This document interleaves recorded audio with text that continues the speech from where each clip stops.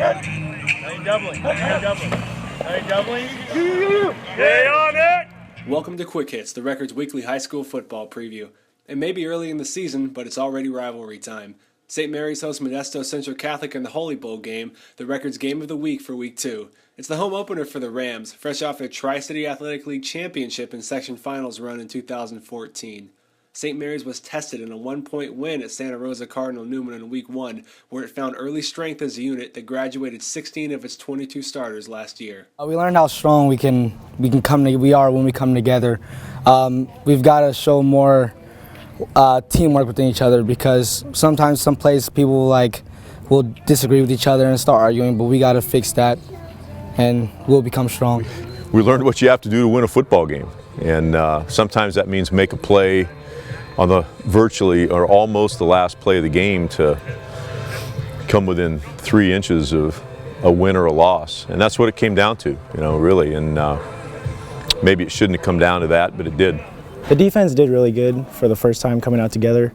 I think that we could have done better reading our keys during that game and performing, but this week I think we'll do a lot better. We still got a lot to learn. Of course, it's our first game, so I feel like, there's a lot of mistakes that we still need to clean up. But for the most part, I think we'll end up being good. We got to keep working hard at practice, had a good week of practice this week and last week, so just got to finish it up. Over at Central Catholic, the Raiders' major strength lies in their offensive playmakers. Senior quarterback Hunter Petlansky, who's headed to Ivy League's Columbia, is from Manteca and is a former St. Mary's student, adding some fuel to this rivalry, whether the coaches like it or not. I think it's mainly the Hunter Petlansky leaving St. Mary's. I think that's caused more of the vibe. Yeah, that's probably it. It's got great potential to be a tremendous football game between two good football schools, and who are local and have been playing each other now, and there's a trophy at stake, and you get to keep the trophy for a year, and all those pretty neat things. I think it can be a bad thing if it gets if it crosses a line into where you're not attending to what really the important things are about the game. Some other games to watch this week. Elk Grove goes to Lincoln. Lincoln 1-1. Last time the Thundering Herd were in Stockton, they shut out the Trojans, and it's been a season of shutouts for Lincoln so far. Opened with a 29-0 win at Stagg, and last week lost 21-0 at Pittman and Turlock.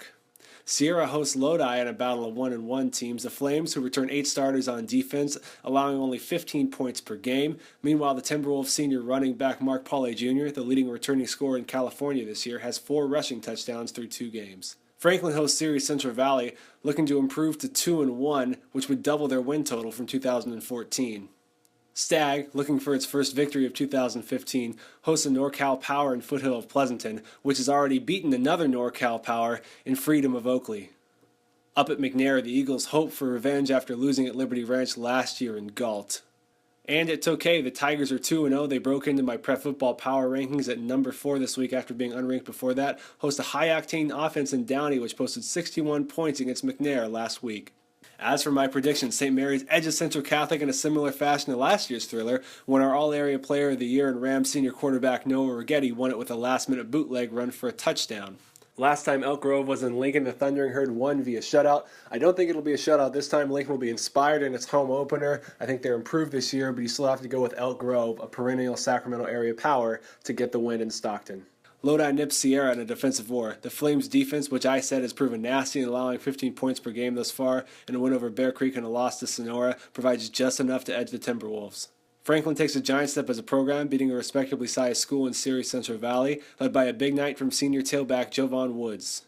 Foothill is just too much for Stagg, which drops to 0-3 for the second consecutive season.